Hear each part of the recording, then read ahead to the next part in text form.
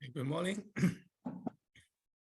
Yeah, I don't think Mariano is gonna attend today because he's out in the field to collect fruit samples for our tasting panel survey, so which will occur next week. So one of our lab project is to do the pomegranate breeding. So we actually take care of a collection of about like 40 pomegranate cultivars. So Mariano is helping one of my PhD students to collect the fruit in the field today, and they will prepare for a tasting panel survey. So it means like everyone are welcome to have to taste, to come and taste and give your scores for different varieties. Yeah, next week. I believe it will be next Thursday. So you will be receiving invitations from Mariano. All right. Okay, so I'm not sure if Lloyd is gonna come to class today or not. So let's get started. Okay, last time on Tuesday we talked about the linear model, right? We use a linear model to describe the relationship between. Let me show you. So this is what we do. We use the linear model to describe the relationship between the phenotypes we observed and the genotype. Because this example is a simple one, the backcross. As we know, for the backcross, we are missing one genotype. We only observed like this one and this one. We're missing this one. So for this incomplete data, we cannot estimate both additive effects and the dominance effect. So that's why we have a simple version of the linear combination model here. Okay, today we're going to talk about the full model. The full model means like in a more complete design, like the F2 design, we can observe all three genotypes, right? For example, if we do the okay, so yeah, we use different letters to represent different loci. So here we have a locus, which consists of two alleles, the same for B. All right. Since we have the complete data, then we can use a complete model to estimate both effects, right? So I hope you still remember. A here is denoted. A here denotes the additive effects, and the D is the dominance effects. Because we have the full data, we can do this. And once we estimate the additive effects and the dominance effect, we can easily test if either one is equal to 0 or not. So this test is equivalent to test whether this loci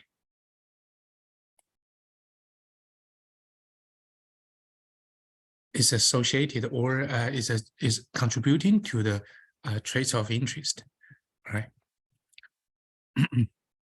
Okay, because this is a F2 family, and if we assume the ratio of these two allele, A1, A2, is following the expected Mendelian ratio 1 to 2 to 1, then we can define, because here, right, this is the additive and this is the dominance, and we use these two random variable to denote whether the existence or absence of these two genetic effects. So for example, I hope you still remember. So for this additive effects, this genotype means there's positive additive effects, right? And this genotype means there's a negative additive effects. So that's why we use Z equals to +1 for this genotype, and we use -1 for this genotype.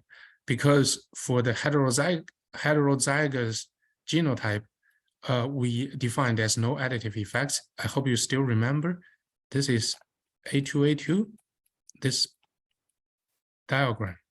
This is A1A1, and this is the A1A2, right? And the vertical distance between these two extreme genotypes is 2A, right? There's A here and there's A here, but the distance between the heterozygous genotype with the midpoint, that's the D. So for this heterozygous genotype, so the additive effects we assume is equal to 0. However, when we talk about the dominance effects, these two homozygous genotypes, for these two homozygous genotypes, there's no dominance effect. Only if any individual has the heterozygous genotype, then there exists a dominance effects. So that's why that's why we define this W variable like this. Any questions here? Okay. All right. Since we have this complete model here, okay, and we can use as we discussed before, by doing the in the calculation, so we prefer using this matrix notation, right? Because it's more convenient for us to do the coding in R. Okay, since in this model we have 3 parameters, this is the intercept, and the B1 represent the additive effects, and the B2 represent the dominance effects. So we can use a vector, the B vector, to include the 3 parameters here. So the B actually is a vector containing these 3 items here, 3 regression coefficients parameters. And we use XJ, which is the design matrix, or for the J's individual. And this actually contains 3 values here, right? For the individual J, so this one is always equal to 1 because that represents the intercept. And this will be the Z variable. This one will be the W variable. So this can take either +1, 0, 1, 0 and -1, sorry. That's the Z variable. And for the W variable, it can take either 0, 0, or 1 for the heterozygous genotype, right? Okay. Now, if we have this matrix notation, we can use the least square or MLE, the maximum likelihood estimation, to help us to calculate the estimation of this B, right? So this is the estimation here. Look at here. So the B is actually a vector of the 3 regression coefficient, and we put head on each of them because this is the estimation. This is how we can calculate the value of each of the 3 parameters using the data presented in your experiment, right? So here we see like the Y are the phenotypic values you observed from your F2 population family, and then X1 and X2 are the design matrix. So based on their genotypes, we can easily define this X matrix. Okay, now, so this is how we calculate the value for the regression coefficient, the parameters. And if we want to do the test, I hope you can get used to this, right? This is our habit.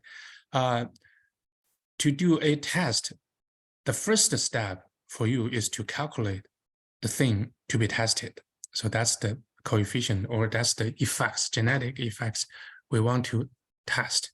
And after that, the second step, we want to estimate the standard error or variance of this estimation. Another way is, like putting it another way, is how accurate we can estimate these values. So that's the variance, right? So to estimate the variance of the estimation of this vector, the parameter vector, we have to first estimate the residual variance. And I hope you still remember, so why the degree of freedom equals to n-3 here, right? Because this is a linear model we're using to describe the relationship between the phenotype and the genotype. And in this model, there are 3 parameters to be estimated, which means, like, to use this model, the cost of using this model is the cost of 3 degrees of freedom. So that's why the degree of freedom equals to n minus, n means the data points, number of the data points. n-3 is the degree of freedom, the cost of using this model. Okay, and let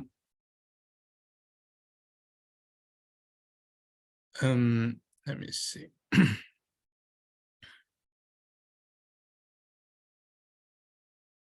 Okay, so remember last time Adrian asked the question. So since we are dealing with like 2 genetic effects, right? So can we test them simultaneously? Yes, we do. We can. This is a F2 design, and we can estimate both effects, and we can test them both.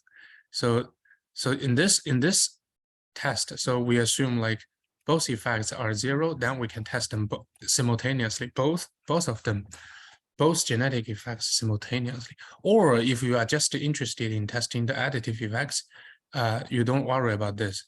So then we only tested the additive one. Or if you are just interested in the dominant one, we can also test the dominant one alone. And this is the matrix notation to estimate this B, right? And this is how we calculate the variance of this estimation. So this is important because we want to construct a test statistic, something like this. So this is what we have talked about on Tuesday, right? So this is the statistic we try to construct, something like the word test. And this is equivalent to the signal to noise ratio. And the significant large signal to noise ratio will indicate the real genetic effects here. So that's why we want to calculate this and this, right? We form this ratio, which is a test statistic. Here, this is a F test. Here, we want to test the additive effects and the dominance effect simultaneously.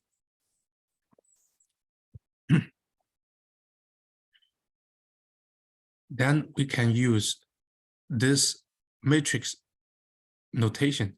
So because I just mentioned either F or W statistic, so we want to construct a ratio, right?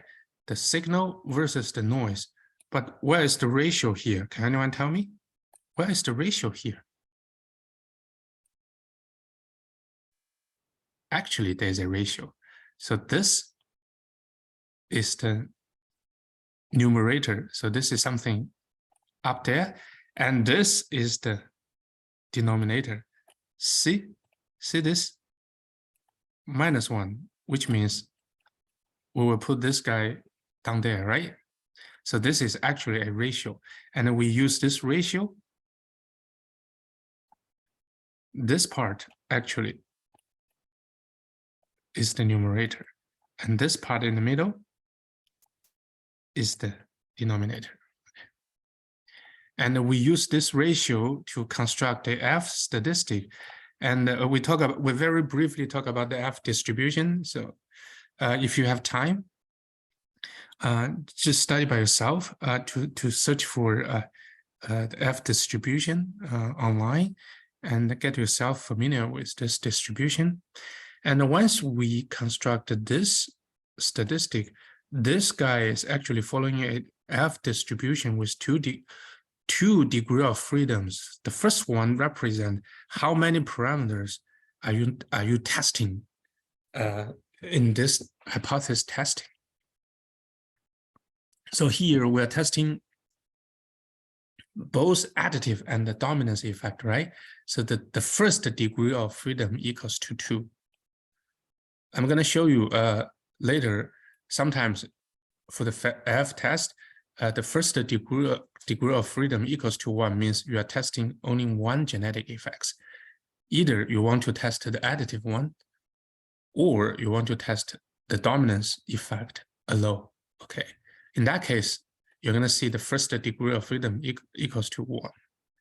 All right, and the second degree of freedom equals to the total number of the data point minus the cost of the linear model, right? The cost is 3 because we are estimating B0, B1, and B2. So that's why in this F statistic, you're going to see 2 versus -1. And this 1 minus alpha means the significance level. Usually alpha equals to 0.05. So this is the rule of thumb. We use this to represent the critical value for F distribution with the first degree of freedom equals to 2 and the second degree of freedom equals to n minus 3. Any questions here? All right. So this is how we use the F statistic to test each genetic effects respectively, right? The B1 is the additive one and B2 is the dominance one. And once we use this F statistic to test individual genetic effects, yeah, this is the F distribution we want to use. So here, the first degree of freedom becomes 1. Okay. All right. So encoding. So this weekend, during this weekend, I'm gonna write some code, simple code, R code for you. So in that code, I'm gonna show you how we can leverage this matrix notation to help you to do the F test, to test whether for a given locus, if any of the genetic effects exist, either the additive effect or the dominance effect. All right, so and using the code, how we can test either or both of these two effects. So suppose the B1 and B2 is the additive and the dominance, right? And if we want to test these two effects simultaneously, so this is the B vector, and we can construct a design matrix like this, the L matrix like this. So here we put 0, 0 in the first column means like we don't want to test the B0 intercept. We're not interested in testing the intercept.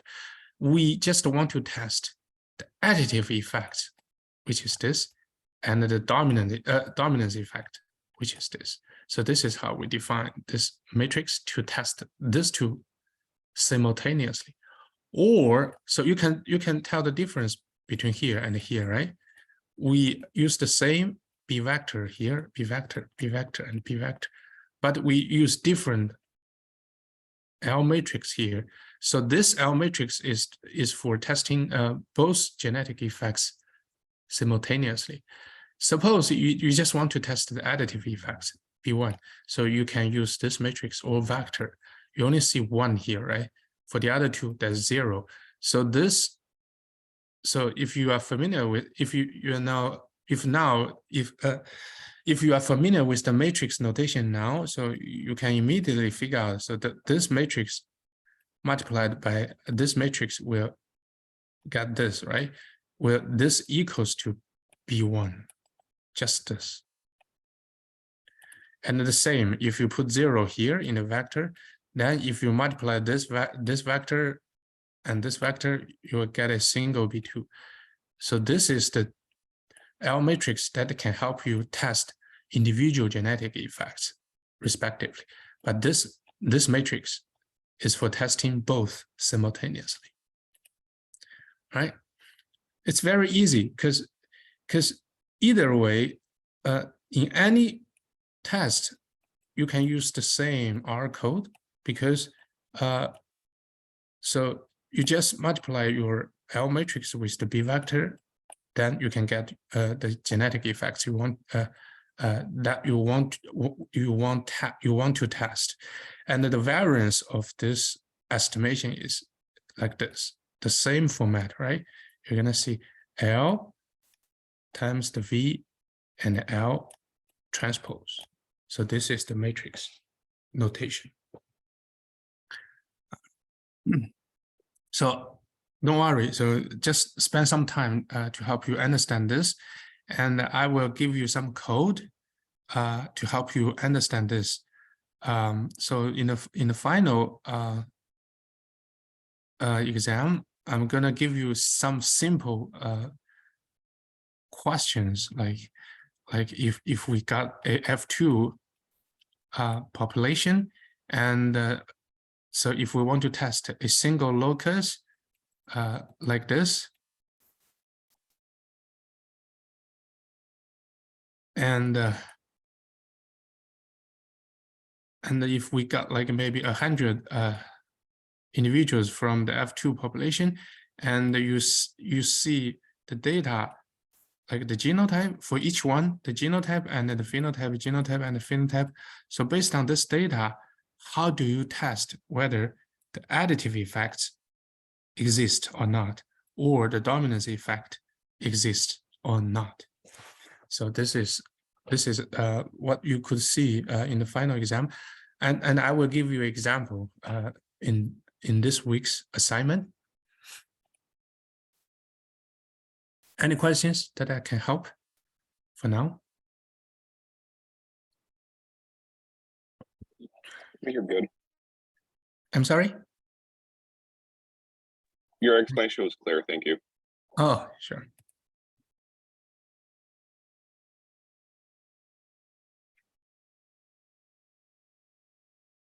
Okay, let me see. Oops.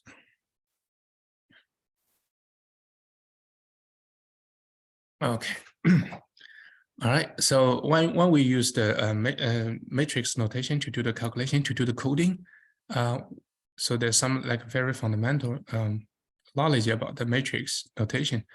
I don't want to go deeper here. So, but when you have time, please make sure you understand the rank for any matrix. What is the rank? And the rank for a matrix is directly associated with the degree of freedoms here. So that's the rank, and this is the rank. Okay. And last time we mentioned, so when we construct the F statistic to test any genetic effects here, if your sample is a large one, so if the n is the number of the data points that you can collect from your F2 design, right? So if this number is sufficient, this sample is sufficiently large, which means like this number of n is approaching the infinity. Sorry.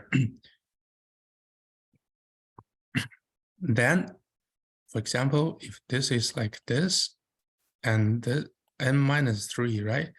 If this value is a large one, so this F statistic, F distribution actually is equivalent to the chi-square distribution with degree of freedom equals to 2. So F1, F distribution with degree of freedom equals to 1 and n-3. So if this number is large, so this is equivalent to the chi-square distribution with degree of freedom 1. So, all right. So we talked about this last time. So that's why, so we can use W test, the word test, which is a chi-square distribution, to test the genetic effects when the sample size is large.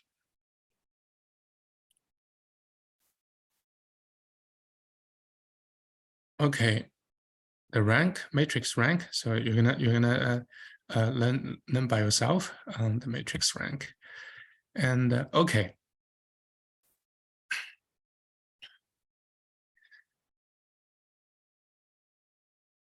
Okay, so now we're gonna talk about some skills in coding, all right, or in your design. So when you have your data, for a statistician, so when your client give you a data or in the lab, if you have to take care of the statistical analysis, but some lab members is responsible for collecting data from the field or lab. And when your lab member, lab mates give you this data, so you need to design how, what would be the best way for you to analyze this data, right? So you have different ways to design your design your analyze. So, okay, so suppose this is a F2 population. And so this is the model, a full model we're using to estimate the additive and the dominance, right? So this is the first way that I introduced to you to design your analysis, right? So this is the most intuitive and simple way. So we define Z variable as this for 3 different genotypes, and we define the W variable like this for 3 different genotypes. Actually, there are multiple ways to define your Z variable and the W variable. We're gonna see the benefit of using different way to define these 2 random variable.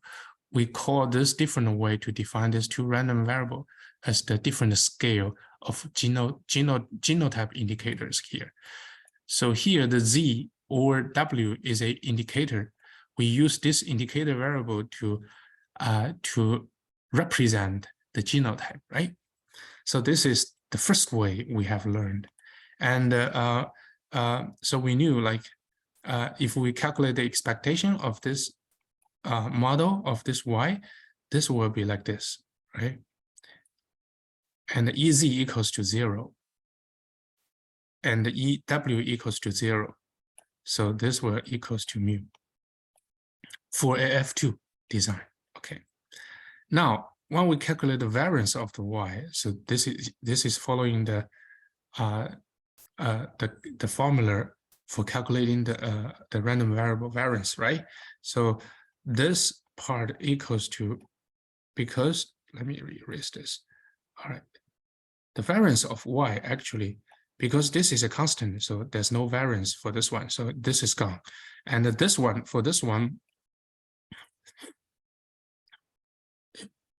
sorry. So this is a constant. So the variance of this one is 0. So this term is gone. So the variance of this one equals to this. Because the A is a constant, so when we calculate the variance of a random variable, so any constant multiplied by this random variable will be squared like this. So the variance of this guy equals to this. And the same for this, right? And the variance for the residual variance is, the variance of the residual is variance residual. So this is how we calculate the variance of a phenotypic value here.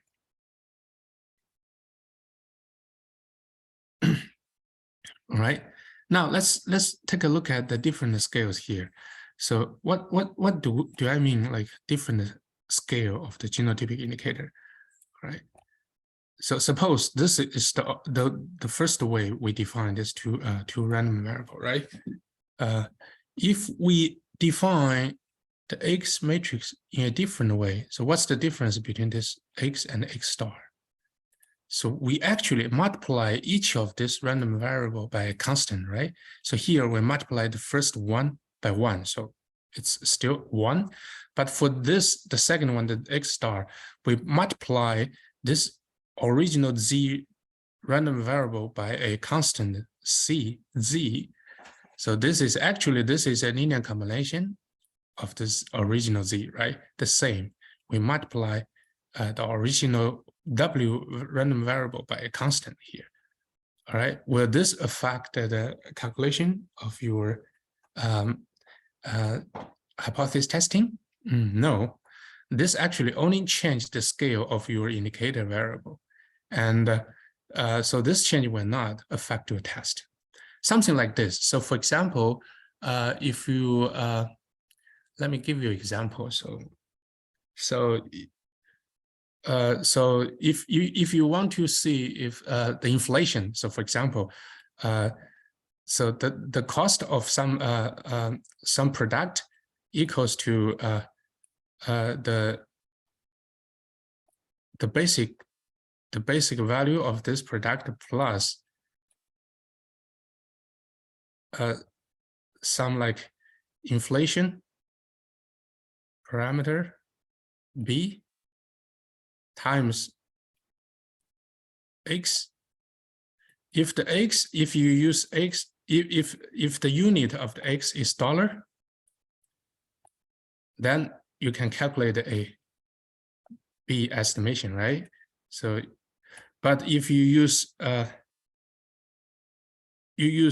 the cent rather than dollar as X, then you're gonna get a different B regression, right? B star. And what's the relationship between the B and the B star?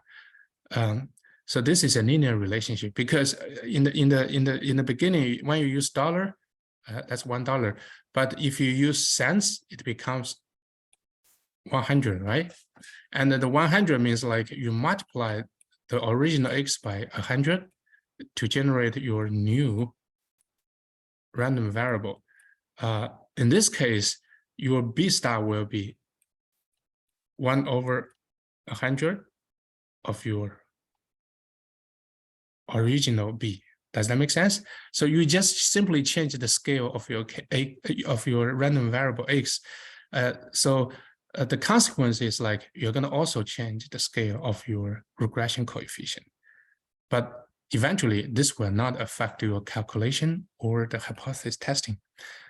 Let's see why this is the case. So suppose X star is a linear combination of your original X. So X multiplied by a constant will end up with X star. This is your C vector, right? And if you focus on this regression model, and you simply rewrite this, and this can become your new regression model with a different scale of your random variable. So any questions here? Yeah, so I understood your cent to dollars analogy. I'm just kind of, so what is the rate of change from X asterisk to X? What is the rate of the change in X? Yeah. Okay, so suppose this is your original X, right? Okay, and this is, so based on your original X, you can calculate your original regression coefficient B, right? All right, but if you change your scale of your X, let's say you use X star, and your X star equals to 100 of your original X, which means like you increase your scale of your X, right? And if you want to use the same data to fit a linear regression model, which means like once you use this new X in a different scale, your B star, the B star will correspond to this X star. The original B will correspond to the original X matrix. All right. Once you change the scale, the linear model for this B star the scale of this B star will also change, such that you can get the equivalent linear regression model for your original data. Does that make sense? Yeah, that makes sense. I guess earlier I thought there was a certain scale you were shrinking by, but I understand that you just have to be consistent going from one scale to the next. That's right. Yeah, yeah. Okay, all right, thank you. Sure, sure. Actually, the change of the rate or change of the scale is a reciprocal between the x and the b, right? If you increase, like for example, if you increase, let's see here, if you increase your x scale, you're gonna decrease your b scale. So this is why we multiply c here, but we need to multiply a c inverse here, right? So c times c inverse will be equal to 1. So actually, if you multiply this into your original linear regression model, you will change nothing, right? So this is the point. But by doing this, you can easily change the scale of your x random variable, which will help facilitate your experiment sometimes. Maybe it's easier for you to measure the x random variable in this scale rather than the original one. So this is the point. Okay. All right. So since we do not change the model itself if we change the scale of the x random variable, and this is how we calculate the variance of the B star in the new model, right? Actually, this is not a new model. It's the model in a different scale. So this is how we calculate the variance of the B star estimation. And the reason why is that because we want to use the ratio here, the B star square divided by the variance of B star to construct a F test, right? So this is why we want to calculate this and calculate this. Okay. And so we can easily construct this, this hypothesis test to test whether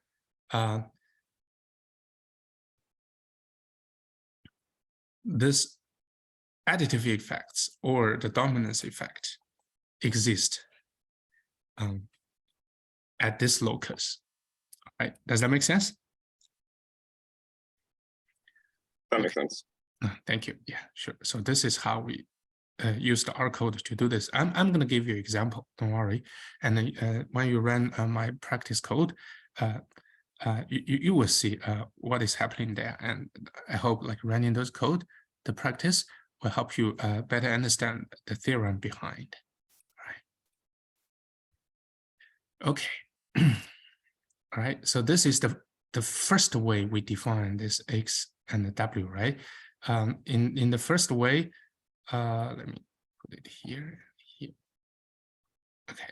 So first, if we use the 1, 0, 0, 1, -1 for the Z variable, if we use the 0, 1, and 0 for the W random variable for the F2 population, then we can easily calculate the variance of the Z variable equals to 1/2, and the variance of the W is 1/4, and the covariance between Z and W equals to 0. So this is what we learned last time. Okay. Okay. However,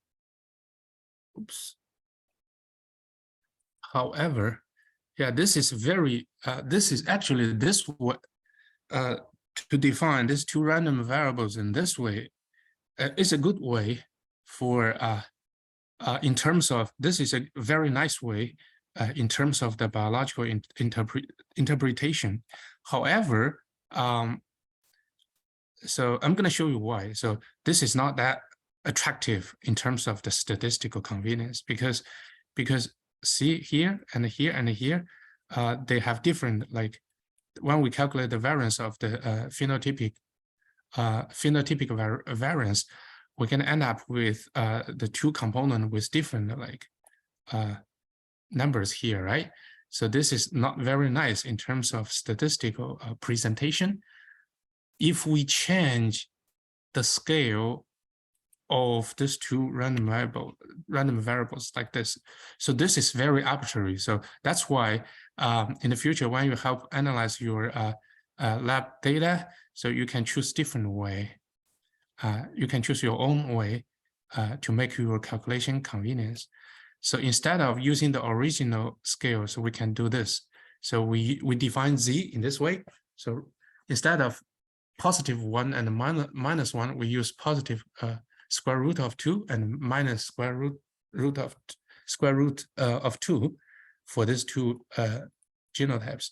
And for the dominance effects, instead of using the 0, 1, and 0, we can use change the scale here.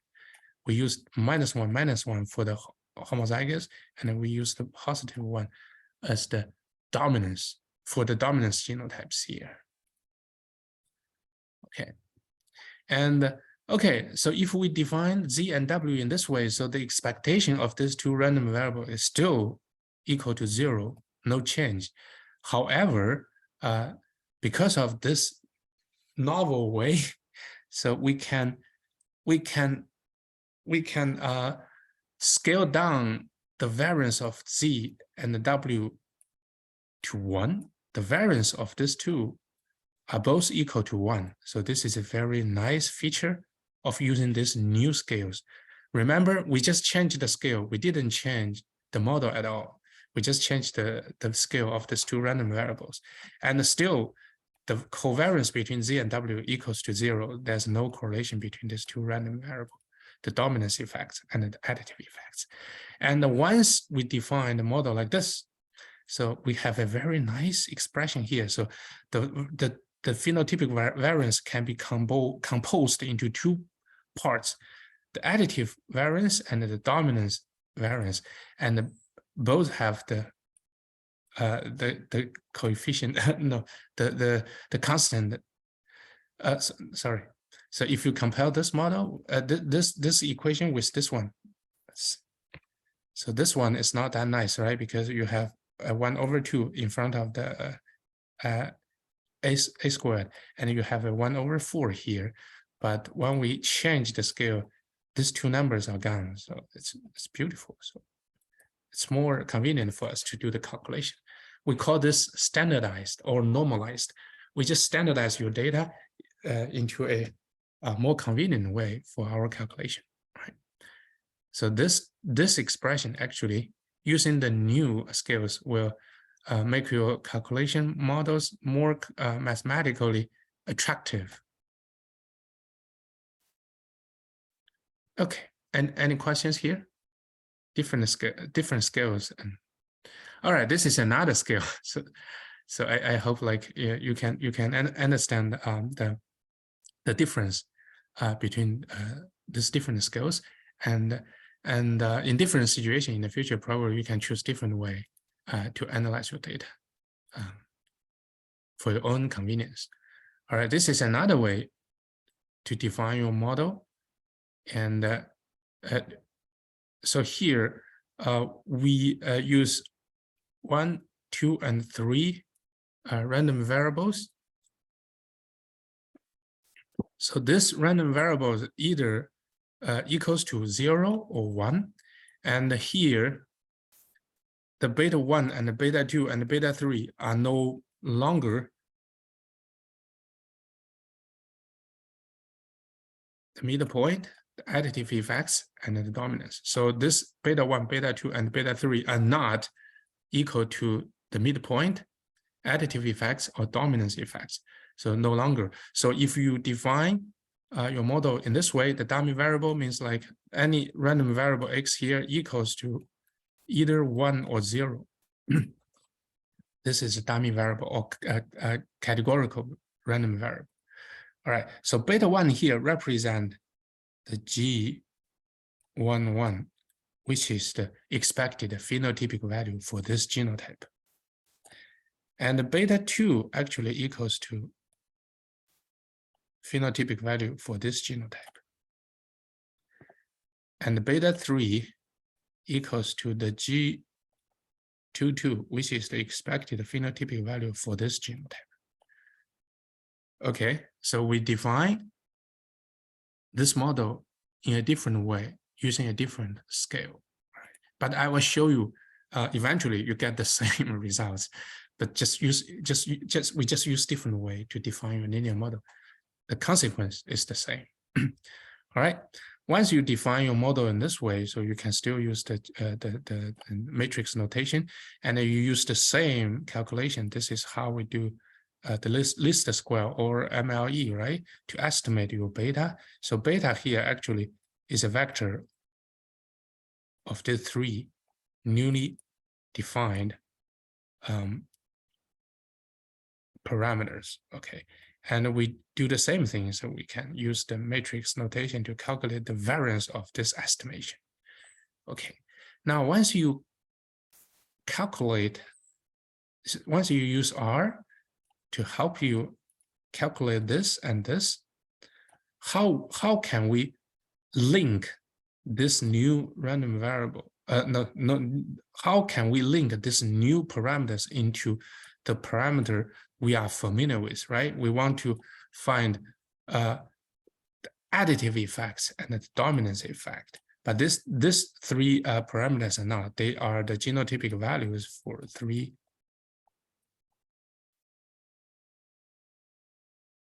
genotypes. Okay, let me show you how we can link this two together. Right. So can you tell me why this is this?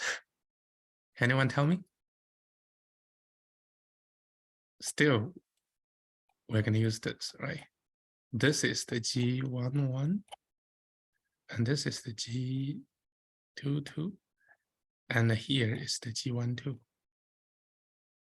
Okay, we actually using this scale, this new model, we estimate these three things, right? This is the beta 1, this is the beta 2, estimate, and this is the beta 3, right? And this is how we define the midpoint. Do you still remember? So once we have this, 3, and this, so the midpoint is actually defined as the average of these two, right? So that's how we define the midpoint. And how do we define the additive effects? So we first calculate the midpoint, which is this, and we will see the difference between the first genotype and the midpoint. So this is how we define the additive effects. And then how about the dominance effect? So this is how we define this, right? We will see the difference between between the heterozygous genotype with the midpoint. This is the midpoint. Okay. So this is how we link these three parameters with the parameters of interest, additive effects, and the dominance effects. Okay, now I hope it is clear. So this is a linear combination, right? So this is what we are interested in, and this is what we can estimate from our model. And there's a linear combination relationship between these two sets of parameters. So we can write this B equals to A matrix is here multiplied by this vector that can be estimated from your new model with the new scales. Is that clear? Okay. Once we set up this linear relationship, so we can calculate the variance of this B as well, and then we can get the same results, and we can test. we can test whether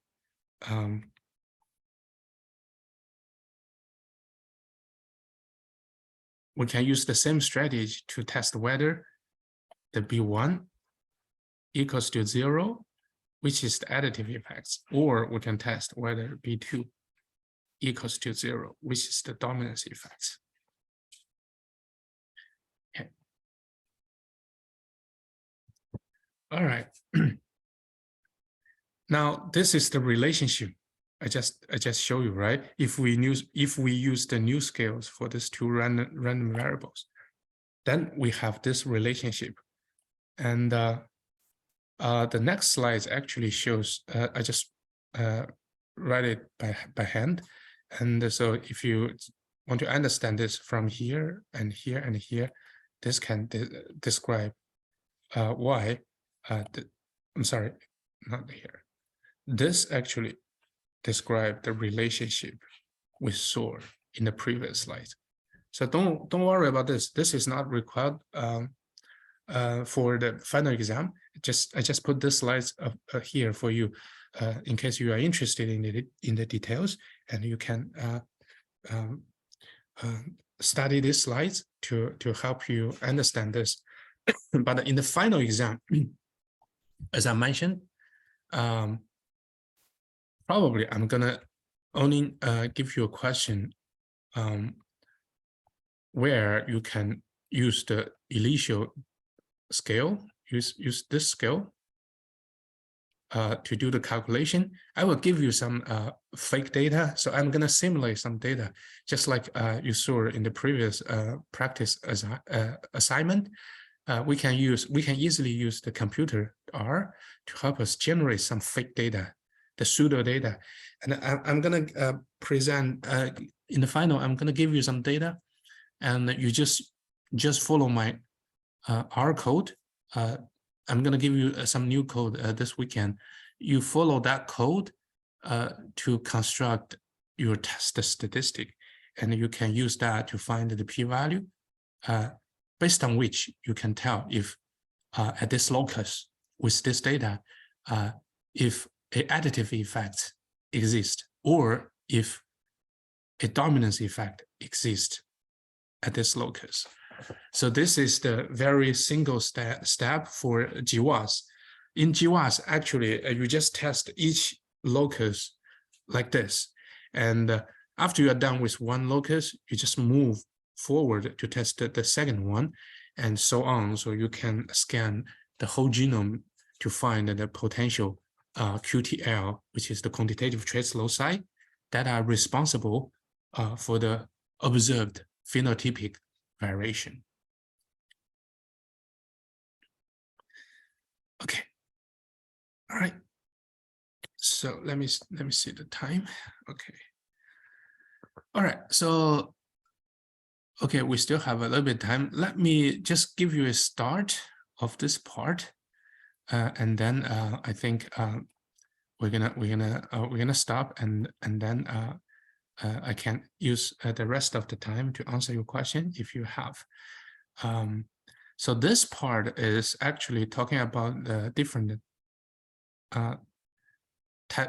types of errors that you can see in a hypothesis testing, right?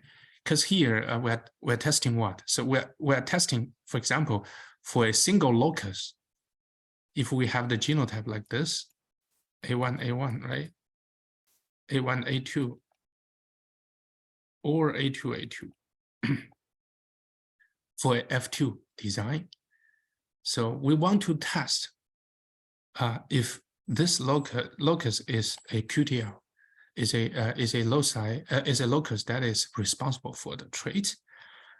We want to test it whether A equals to 0, right? Or we want to test if D equals to 0. So this is what we want to test in our business.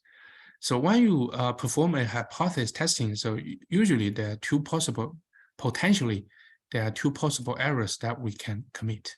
One is the type 1 error called the false positive. The other one is the type 2 error called the false negative. The type 1 error actually means if your non-hypothesis is true, so this is your non-hypothesis, and this is your alternative hypothesis. So if your data actually came from your non-hypothesis, but unfortunately, the data is quite like extreme here, which means like, yeah, this is your non-hypothesis, right? And suppose your data is indeed coming from this distribution. However, unluckily, so it stands very far from the middle. So, and because you already set up a cutoff threshold to either accept or reject your null hypothesis, right? So you set your cutoff here. So in this case, if this data indeed came from your null hypothesis, but it went too far from the center, so you don't know. So based on the data, you have to reject your null hypothesis. That's right. Is that right? So in this case, we can say, given we knew the truth, given we are the God, we know everything at the beginning, but if we just look at the data, so we're going to reject your null hypothesis. So this will be a incorrect rejection. So this is called the type 1 error. All right. So if your null hypothesis is true, but you reject your null hypothesis, all right. For example, in this case, there's no dominance effect at all, but based on your data, you claim there's a dominance effect. So this is an error, and this error is called the type 1 error. All right. Now, once you understand the type 1 error, it's easy for us to understand the type 2 error, right? Type 2 error is actually in the other way. So suppose your null hypothesis is true. So suppose this data actually came from your non-distribution here. Is coming from the data. Now you did another experiment, and that experiment, the data actually came from your your alternative distribution. However, your data the same. If it is unluckily your data went too far from the center of the alternative distribution, and it forced, and this data point forced into the acceptance region in your null hypothesis. So what happened here? So so we are not God, so we just based on the data to make our conclusion. If you saw a data point here based on your non-hypothesis, you're gonna accept your null hypothesis, right? You believe this came from here, which is wrong.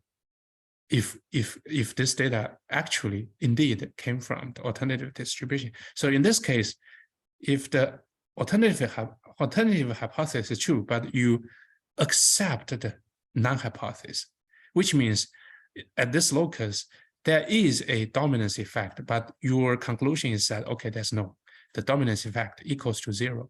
So this is incorrect. And this error is called the type 2 error. Is that clear?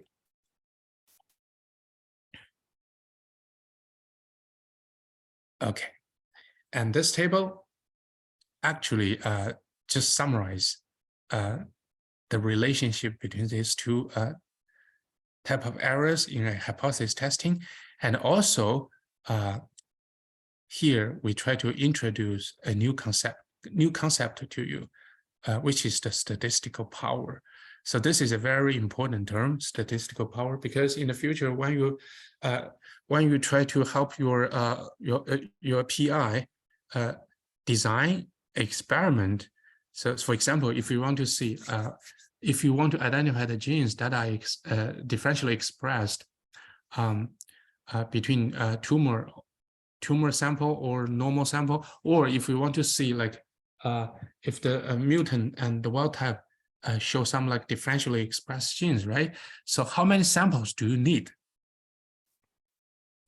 to achieve that? So for example, let's say talk about like if you want to compare a wild type and a mutant, and if you want to see how many genes, right, detected the differentially expressed genes, and your boss told me like is 3 of each group sufficient to for us to detect the differentially expressed genes? Okay, so you must tell your PI yes or no based on some calculation, right? So this is called the power calculation or experimental design. So based on some prior knowledge, so you can easily, so So in this class, we're gonna learn how to do this. So based on some like prior information from other lab or from the literature, you can roughly calculate the required sample size for your own experiment. So this is what we're gonna learn. So here, all right, this is the truth. So suppose we have the true null hypothesis and the true alternative hypothesis, which define the two different distribution, right? And this is your estimation, all right? So if null hypothesis is true, and okay, and if your conclusion is, okay, we accept the null hypothesis, this is correct. However, there's another possibility, given the null hypothesis, but you reject the null hypothesis. You reject your null hypothesis, and you take the alternative hypothesis. So that means the conclusion is a mistake, is error, right? So that's the type 1 error. So usually, if you see in the future, if you see some statistical papers or some like science paper using statistics, you always see this alpha, right? This alpha equals, this alpha is called the significance level. Usually we use alpha. We assume alpha equals to 0.05. This is the type 1 error, or it has another name, the significance level. All right, and because this is a conditional distribution, so given the alternative hypothesis is true, so there are two possible outcomes, right? Either you accept the null hypothesis or you reject the null hypothesis. So these two things actually add up to 1. I hope this is clear. So these two things actually add up to 1. So the same, if the truth is like the alternative hypothesis is true, there are also two outcomes. Either you reject your null hypothesis, which is correct, or you accept your null hypothesis, which is an error. And this is the type 2 error here. And these two things also add up to 1.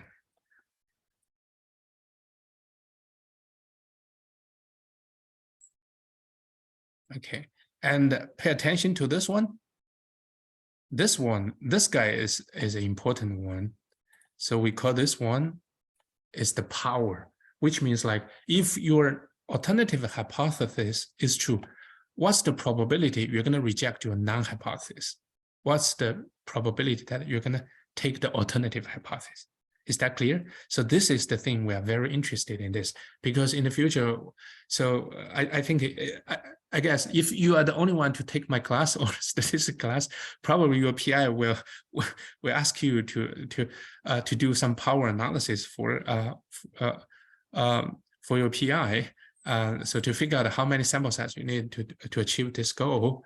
And this is the thing you need to pay attention, the power, okay?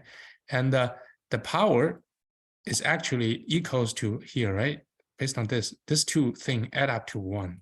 So the power is actually equals to the 1 minus your type 2 error. That's the relationship. All right. Is that clear? Okay, so I think, yeah, today I'm gonna stop here because today's knowledge is kind of very solid. I think you need a little bit of time to digest. So any questions that I can help for now?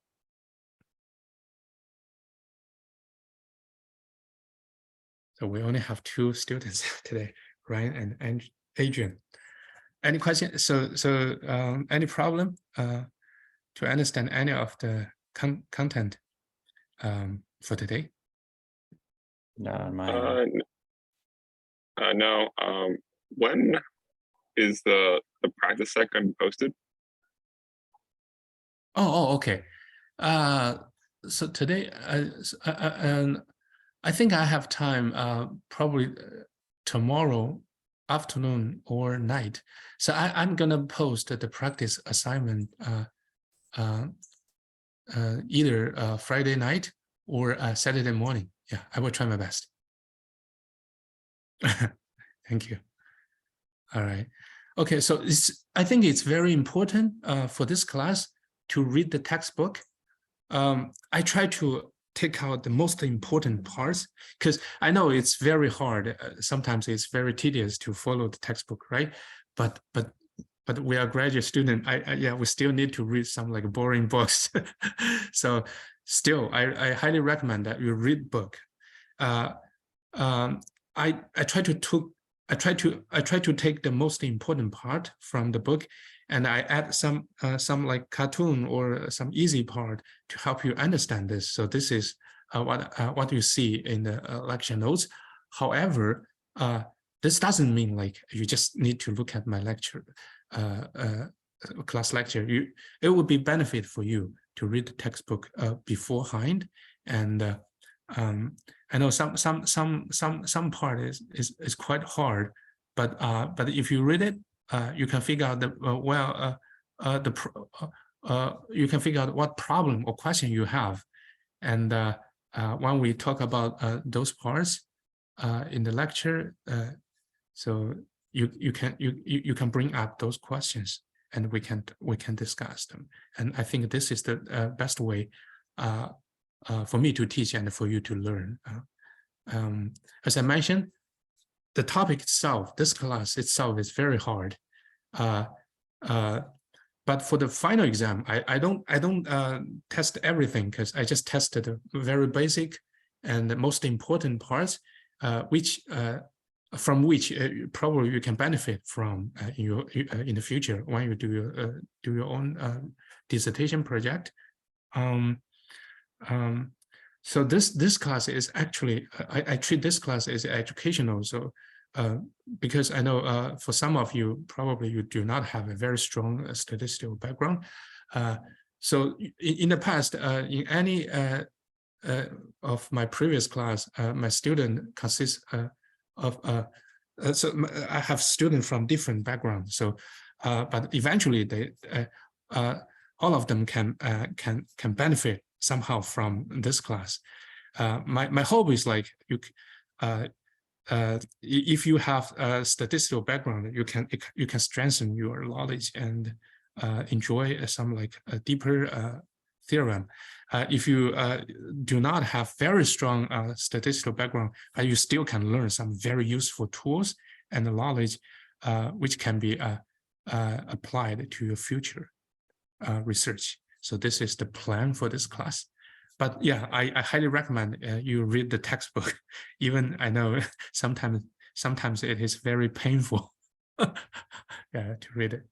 All right, so I'm gonna stop here today, and I try to post the new practice assignment tomorrow night or Saturday morning. All right, thank you, Ryan, Adrian. Yeah, see you next time. Bye. Thanks. Thank you.